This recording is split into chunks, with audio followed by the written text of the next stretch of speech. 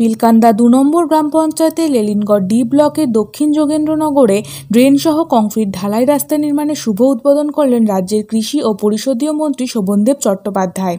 এলাকাবাসীর দীর্ঘদিনের দাবি আজ পূরণ হলো। উক্ত কংক্রিটের রাস্তার উদ্বোধনী অনুষ্ঠানে উপস্থিত ছিলেন বিলকান্দা ২ নম্বর গ্রাম পঞ্চায়েতের প্রধান দীপা পাইক, উপপ্রধান অঞ্জলি দেউরি, ব্যারাকপুর ২ পঞ্চায়েত সমিতির কর্মাধ্যক্ষ সজল দাস সহ একঝাঁক পঞ্চায়েত সদস্য ও সদস্যরা। রাজ্যের কৃষিমন্ত্রী তথা খড়দহের বিধায়ক ফিতে কেটে ঢালাই রাস্তার ফলকের উন্মোচন করেন। এলাকাবাসীর দীর্ঘদিনের দাবি আজ বাস্তবায়ন হওয়ায় এলাকাবাসীরা বেশ খুশি ও আনন্দিত। বিলকান্দা ২ নম্বর গ্রাম পঞ্চায়েতের প্রধান দীপা পাইক বলেন, রাজ্যের কৃষিমন্ত্রী শোভনদেব চট্টোপাধ্যায়ের সহযোগিতায় মসজিদ থেকে বিকাশ বিশ্বাসের বাড়ি পর্যন্ত নবনির্মিত ঢালাই রাস্তা নির্মাণ হয়েছে। আগামী দিনে সমগ্র বিলকান্দা ২ নম্বর অঞ্চলে উন্নয়নের জোয়ার বইবে এমনটাই আশা করছেন তিনি। উক্ত অনুষ্ঠানকে ঘিরে এলাকাবাসীর উপস্থিতি ও উৎসাহ ছিল চোখে পড়ার মতো। আমাদের সজল, আমাদের মধুকন্যা বসু, আমাদের সেক্রেটারি মহাশয় এবং গ্রাম পঞ্চায়েতের প্রধান মাননীয় দীপা পাইকে তার পুষ্পার্ঘ দিয়ে তারা স্যারকে পুলিশ সাবুকে গ্রহণ করে নিচ্ছেন। আছেন আমাদের পঞ্চায়েত সদস্য বন্ধন সাধু আছেন, আমাদের বিলকান্দা গ্রাম পঞ্চায়েতের প্রধান আমাদের সকল প্রিয় আমাদের দীপা পাই পুষ্পার্ঘ অর্পণ করলেন। আমাদের সেই পুষ্পস্তবকে তাকে গ্রহণ করে নিলেন আমাদের সকল প্রিয় বিলকান্দার গ্রাম পঞ্চায়েতের প্রধান মাননীয় দীপা পাইক মহাশয়া এবং আছে সেক্রেটারি আমাদের সচিব আমাদের সেই সকল আমাদের যিনি ব্যারাকপুর পঞ্চায়েত সমিতির কর্মদক্ষ সকল প্রিয় আমাদের সম্মানীয় বরিষ্ঠতম আমাদের দীপা পাইক মহাশয়, আমাদের সচিব আছেন, আমাদের মধুকর্মী আছেন।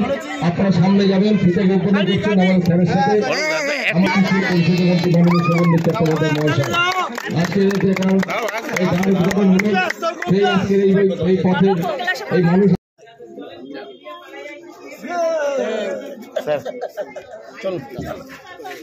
এত ক্লিন পুকুর কেন রাখা যাবে না, কেন রাখা যাবে না? তাহলে সবাই যদি সিদ্ধান্ত যায় আমরা এখানে কেউ ফেলবো না, তাহলে এরকম সকলকে নিয়ে বসুন, সেখানে ডাকলে আমি আসবো, সেখানে ডাকলে আমি আসবো। আমি তো ৩৪ বছরের এমএলএ নই, আমি তারপরে ডাকলে আমি আসি। সবাই বলছে, আমি সবার সামনেই বলছি, স্যার আপনি জানেন যে সলিড ওয়েস্ট ম্যানেজমেন্ট যেটা করছে আকারে করছে, ঠিক এই পার্টের পাশে তো সেই জায়গাটাকে প্রত্যেককে যেভাবে 3টে করে পাত্র দেওয়া হচ্ছে, যেভাবে আমরা বলেছি প্রত্যেকে যদি সহযোগিতা করে স্যার এই পুকুর পরিষ্কার থাকবে। কিন্তু প্রত্যেক দিন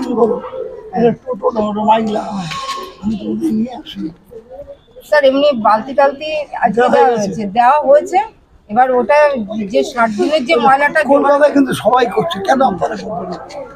আমাদের নিজেদের অঞ্চলটাকে যদি ঠিক করে রাখতে হয় না, আপনার বাড়িতেই যে ভাগ করে রাখেন তাহলে একটা সার হয়ে যাবে, সেটা পঞ্চায়েত একটা পচনশীল একটা অপচনশীল দুটো ভাগ করে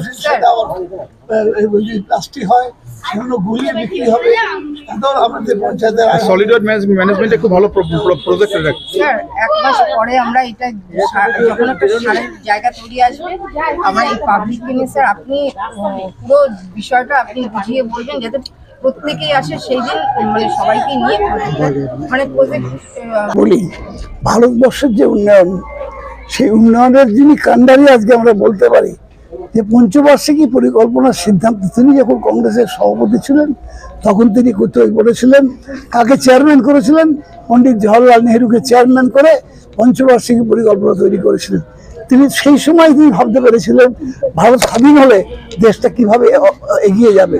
আজকে তার জন্মদিনে আমরা চেষ্টা করব যে তাকে স্মরণে রেখে যে আমি যে এলাকার জন্য মানুষ নির্বাচিত করেছে, আমাকে আমার এলাকার অগ্রগতির জন্য প্রাণপণ দিয়ে দেবো। যা সম্ভব আমার পক্ষে সমস্ত কিছু আমি করবো, তত আমার পক্ষে। বড় বড় অনেকগুলো রাস্তা করেছি আমি, বা টাকা বাইরে থেকে নিয়ে এসে করেছি। পঞ্চায়েত সমিতি, জেলা পঞ্চায়েত ডিপার্টমেন্ট থেকে রাস্তা এনেছি, জেলা পরিষদ থেকে রাস্তা এনেছি।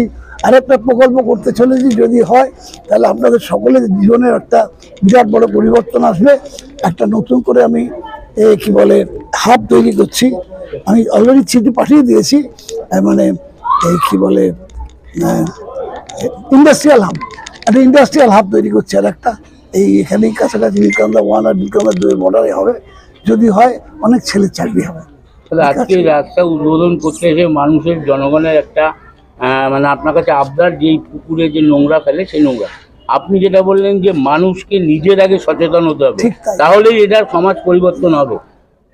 এই হিসেবে আপনি আর যারা আমি গল্প বলি আপনাদের কাছে, তখন আমি ইয়াং যুব উৎসবে গেছি বার্লিনে, জার্মানিতে। তখন আমি সিগারেট খেলাম, বছর দুয়েক সিগারেট খেয়ে তো আবার খাইনি।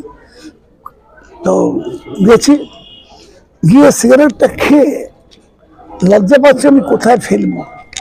সারা রাস্তায় কোথাও একটা কাগজের টুকরো পর্যন্ত পড়ে নেই। হাঁটছি সিগারেটটা হাতে আছে, নিভিয়ে এবার হাতে লাগবে, ওই জন্য আগুনটা নিভিয়ে দিয়েছি। দিয়ে হাতে করে হাঁটতে অনেক দূরে গিয়ে দেখবো একটা বিন রয়েছে, ডাস্টবিন, ডাস্টবিন, ওইটা খুলে ওর মধ্যে ফেললাম।